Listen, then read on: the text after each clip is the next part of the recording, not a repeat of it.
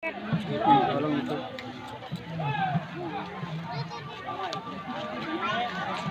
อ้าวอันนี้ก็งานบุญประจำปีเนาะบาดาลบุญเวทพี่น้องเลยอันนั้นนี่เด้อห้องบาดาลมาเด้อมาเด้อ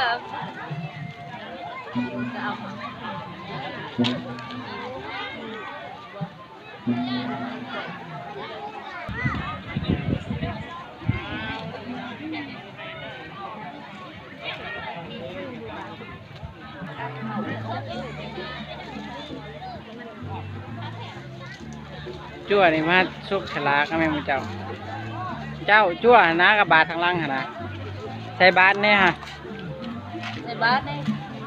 เดี๋ยวพาไปจั่วสบายคือมาจั่วจักเดือนเลยจักเดือนเลยมาอันแหละเรื่องมา เดี๋ยวว่ากินลาย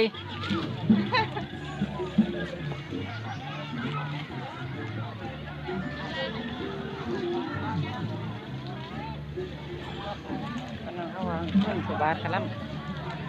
บาท500มาแล้วพี่น้องมาแล้วออกมาเร็วออกมาแล้วพี่น้อง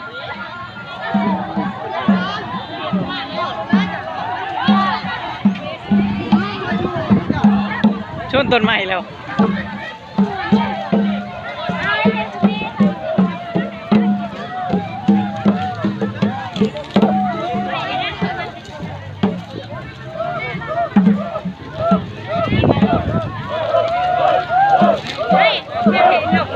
เป็นจะได้ให้แบบสดนะถ้าเกิดกินก็จะสร้างกิน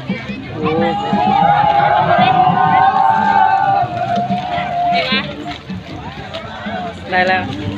ต้องเกี่ยนยังอะไรนะ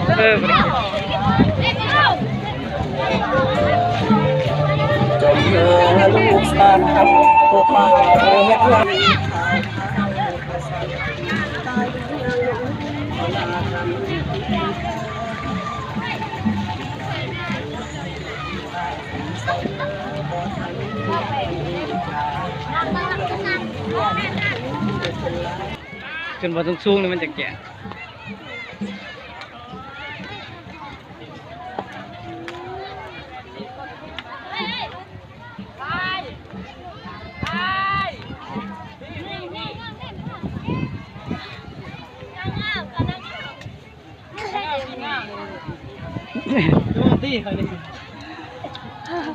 สบายดีอยู่นี่ให้เวทธรรมดาเนาะ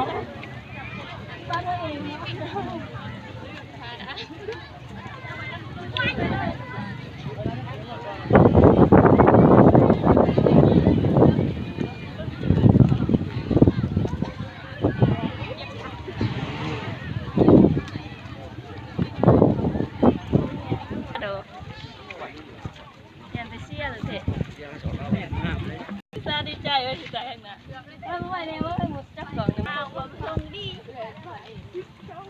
บัดนี้คือจะชี้แจงเจาะเนี่ยเลย